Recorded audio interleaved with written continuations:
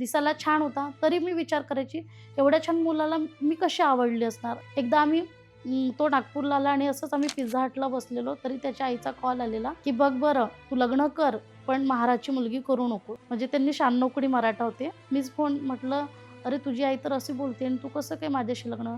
"ते बघून घेऊ आपण आईला." आणि त्याची आई विचारते त्याला, "तू कुठे आहेस?" तो बोलतो, "मी पुण्यात आलेलो आहे एका फंक्शनला, मला यायला 4 दिवस लागतील." मी तर ₹6000 खर्च करून त्याचं येण्या-जाण्याचं फ्लाईटचं तिकीट बुक केलेलं होतं. त्याने घरी सांगितलं नव्हतं. नागपूरमध्ये हॉटेलवर तो एकटा राहिलेला. मी माझ्या समाज कल्याणचं हॉस्टेल, सो मी कुठे जाऊ नव्हती शकत. पण दिवसभर मी त्याच्यासोबत टाईम स्पेंड करायची. मग तिथला दाखवलं. जो काही खर्च आहे तो तुम्हीच करायचा? तो नाही, तो त्यानी केला. फक्त फ्लाईटचं तिकीट तेवढं मी काढलं. इव्हन मग जाताना आईचे सारखे फोन येत होते ना, जाताना तो फ्लाईटनी नाही गेला. 2 डेज आधीच तो माझ्याकडून ट्रॅव्हल्सचं तिकीट बुक केलं आणि ट्रॅव्हल्सनी केलं.